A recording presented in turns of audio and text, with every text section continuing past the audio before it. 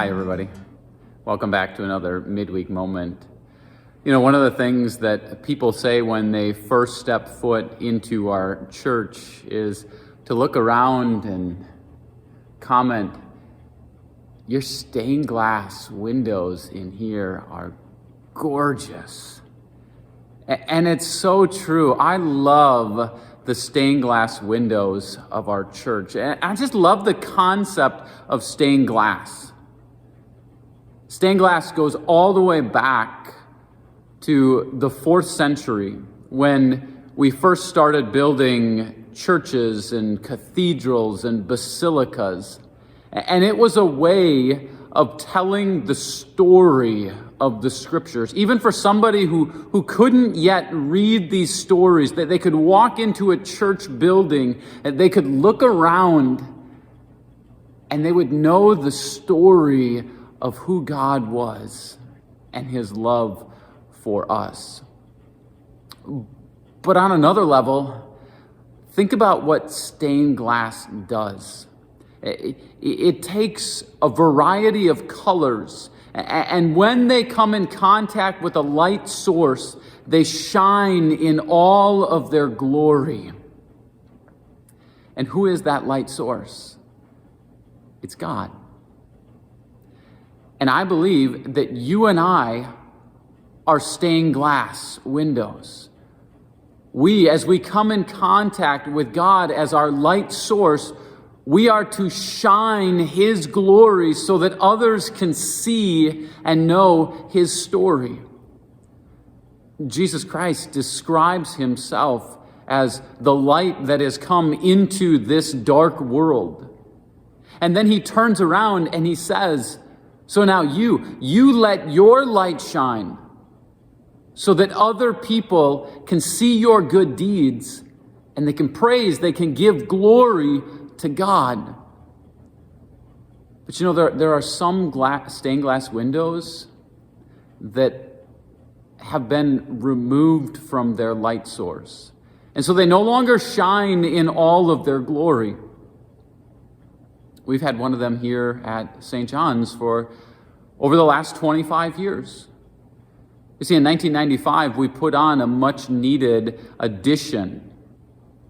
But in that, one of our most beautiful stained glass windows no longer was exposed to the sun until now. It's the Good Shepherd window behind me. See, this fall, we asked many of you to contribute so that we could properly light the Good Shepherd window. And we partnered with a lighting company to install 6 high-powered LED lights to bring back this window to all of its glory so that it could better tell the story. The story of Jesus, who is our Good Shepherd. And I think of the words that Jesus speaks from John chapter 10. He says, I am the Good Shepherd. I know my sheep, and my sheep know me. Just as the Father knows me, and I know the Father, and I lay down my life for the sheep. I have other sheep that are not of the sheep pen. I must bring them also. They too will listen to my voice, and there shall be one flock and one shepherd.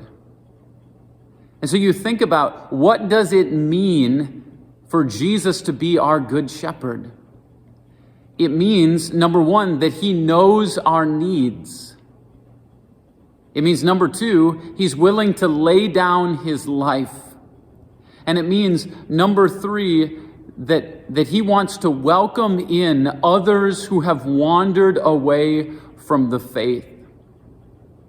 And out of that, when we understand that goodness, then we simply listen to his voice and we follow him. And that's what we do this Christmas season as we've now lit up the Good Shepherd window, as we've restored it to its glory. Now we have an opportunity to tell that story, to tell that story of a God who is our Good Shepherd, of a God who came into this world, who knows our needs, because he can identify with us. That's the incarnation. That's Jesus saying, whatever you are going through, I understand. From the cries of a little infant to the pains of an adult, Jesus understands. And because of that, he's willing, as a good shepherd, to lay down his life for us in order that we might be protected from Satan and his desires to steal and kill and destroy. But Jesus came to give us life, and so he was willing to lay down his life in our place for us.